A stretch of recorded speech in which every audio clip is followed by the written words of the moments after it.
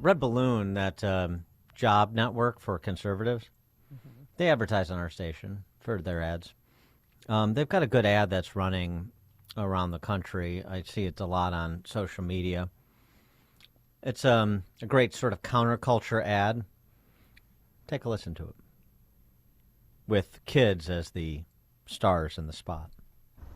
When I grow up, I want to work for a woke company, like super woke. When I grow up, I want to be hired based on what I look like, rather than my skills. I want to be judged by my political beliefs. I want to get promoted based on my chromosomes. When I grow up, I want to be offended by my coworkers and walk around the office on eggshells and have my words policed by HR. Words like grandfather, peanut gallery, long time no see, no can do. When I grow up, I want to be obsessed with emotional safety and do workplace sensitivity training all day long. When I grow up, I want to climb the corporate ladder just by following the crowd. I want to be a conformist. I want to weaponize my pronouns. What are pronouns? It's time to grow up and get back to work. Introducing the #1 woke-free job board in America, redballoon.work. I mean, it speaks to, it is a pretty good spot. The question I wonder, though, is does it resonate with anyone who otherwise is being ridiculed in that spot? Is that the way back? I mean, I understand that, to paraphrase C.S. Lewis, the devil hates to be mocked, and thus he must be. But maybe it'll wake some people up like, ooh, I guess we are acting pretty silly. I don't know. Especially I with was the pronoun things. I was struck by Eric Adams last week at that little confab he had of city workers in New York, where he compared himself to Jesus Christ, which I thought was pretty generous. And he's the second coming, Dan, don't you know? Come on. And then celebrated the intersectional score of his administration. You know, you black woman, stand up. You Asian man, stand up, and so on and so forth. He didn't do it that way, but that was the point of it. We have got this great diverse administration. But he invokes scripture in describing what he has done as mayor. I'm turning over the tables in the temple. That's what I'm doing, and being persecuted for it. So there's just this cultural intersection between Marxism, neo-Marxism, identitarianism, and those who still, particularly in minority communities, who still consider themselves good Christians. They're people of faith. And there's some of that in the suburbs, too, at these sort of off-the-shelf Protestant institutions, as well as the liberation theology-oriented Catholic institutions.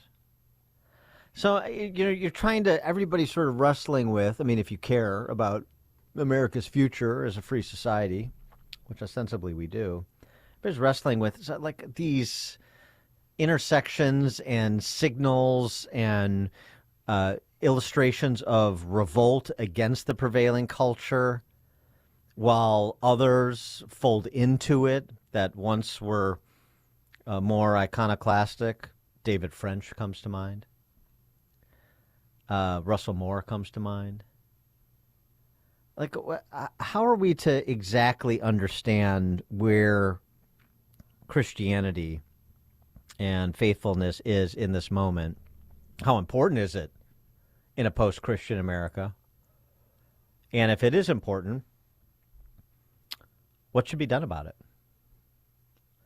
Well, to help us address those big questions, he's written a book about it. Renn is a co-founder and senior fellow at American Reformer, also senior fellow at the Manhattan Institute for Policy Research. His new book, Life in the Negative World, Confronting Challenges in an Anti-Christian Culture. Renn, thanks for joining us. Appreciate it. Thanks for having me. Do we? You were cutting out. Do we have him? Do we have him on a good line?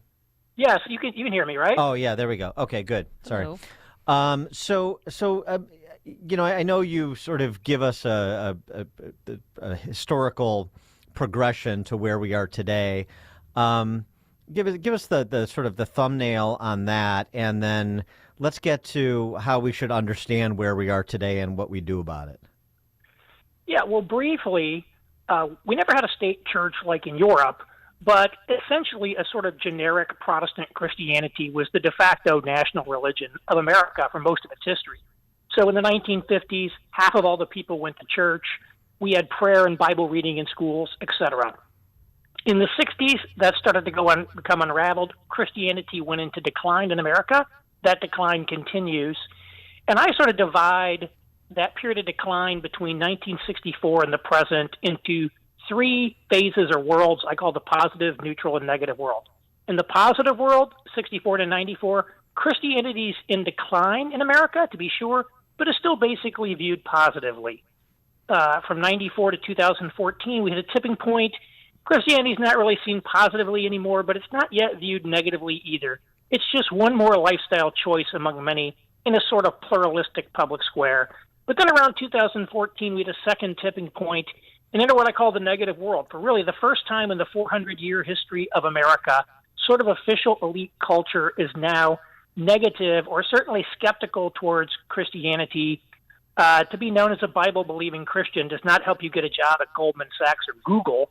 Christian moral frameworks are expressly rejected and, in fact, in many ways are viewed as a leading moral threat to the new public moral order.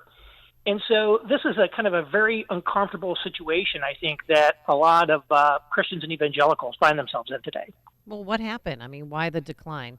And why the positive look on Christianity and now people look on it negatively?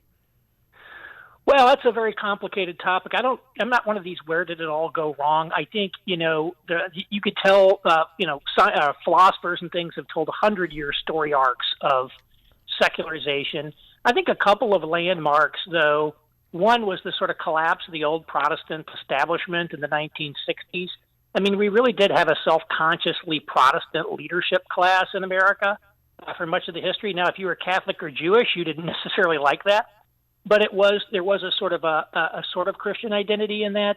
And then the collapse of the Soviet Union played a huge role as well in 1989, because that was an avowedly atheist materialist system, and Christianity was really bound up with the West battle against communism. That's why we added "In God We Trust" to our money in the 50s, under God to the Pledge of Allegiance.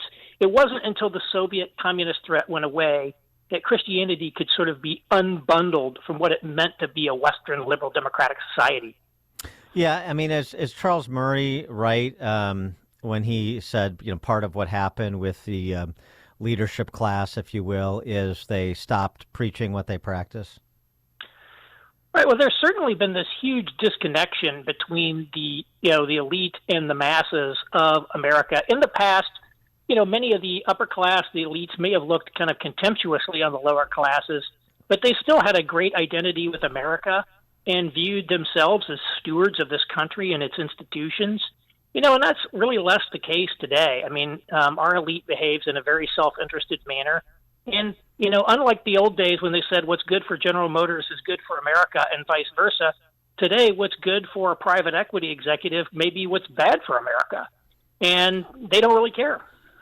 Well, so where do we go from here? I mean, the last big conversation, I mean, I shouldn't say it like conversation ended with this, but it was an inflection point, was Rod Dreher's book, The Benedict Option, where he suggested, recognizing the same thing that you're describing, that right now is a time for people of faith to sort of exit the culture, congregate together, and rebuild in preparation for serving when things break apart more significantly.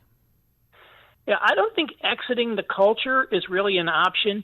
I do think, though, when you go from being, what used to be, as they said, the moral majority to being a moral minority, you have to start thinking like a minority, which means you need to more self-consciously be stewarding the strength of your own community, its own identity. Again, we were sort of an anti-Catholic country for a good chunk of our history. So in the early 20th century, Catholics had to create their own institutions, their own Catholic schools, their own Catholic universities, fraternal societies, organizations, infrastructure and practices to sustain Catholic life in America. And it actually worked well. But that didn't mean that they kind of from overall society. And so I think that's the sort of thing, I think sort of Protestants and evangelicals need to be looking at, creating infrastructure to sustain their own community within the larger structure of society. Well, so is there cause for optimism, for the church in this new era? Well, again, I tend to look at evangelicals specifically, so I know that the best. I think a hallmark of evangelicalism has really been its superior adaptability. When Christianity started going into decline, the main lines started losing people and could never figure out how to get them back. And they just sort of died off. Whereas evangelicals, people like Bill Hybels with Willow Creek Church, they were able to reinvent church to attract new generations. Again, when the cities came back, Tim Keller in New York City reinvented how to do church in an urban context. So I am somewhat actually optimistic that once again, people will figure out how to kind of reinvent or update what's going on in order to adapt to today's changing world as well. So, what, do you have suggestions on what the posture should be as that exploration is occurring? Yeah, again, I don't have a formula. There is a difference between now and Hybels. Hybels went door to door asking people why they didn't go to church and said, I'm doing my market research. I'll design a church people will attend. I think today is a more fundamentally challenging scenario. You're not just going to ask people why they don't go to church and then design something to get them in the door. I do think it's more unknown, and therefore we had to have more of a posture of exploration. It's somewhat like a startup. Think about Elon Musk wanting to go to Mars. He's not really sure how he's going to get to Mars.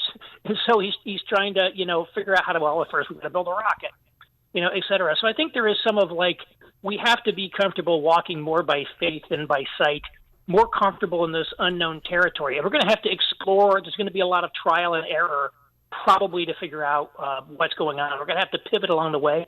And, of course, the world is constantly changing. We're in an incredibly dynamic environment today. He is Aaron Renn, co-founder and senior fellow at American Reformer, also senior fellow at the Manhattan Institute. His book, Life in the Negative World, Confronting Challenges in an Anti-Christian Culture. Aaron Renn, thanks for joining us. Good luck with the book. Thanks for having me on. Thank you. And he joined us on our turnkey.pro answer line. This is the morning show more Chicago radio listeners are choosing. This is Chicago's Morning Answer on AM 560. The Answer. Imagine what your future looks like. Is the picture a little blurry? Hey, it's Sean Thompson here for Alpha Wealth Group. When we look ahead, we're visualizing where we want to be, and for retirement, that can be hard without a written financial plan. Tom Fortino of Alpha Wealth Group can help you bring your retirement picture into focus. For decades, Tom has been crafting customized financial strategies. His goal is to help you protect your savings, grow your wealth, and create an income strategy you cannot outlive.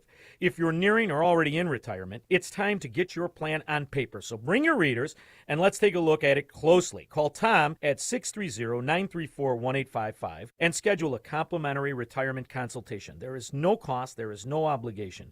This is a chance to get a clearer view of your retirement. The number again is 630-934-1855 or visit alphawealthgroup.com. And listen to the Alpha Wealth Hour Saturday mornings right here on AM 560 The Answer. Advisory services through Retirement Wealth Advisors, LLC.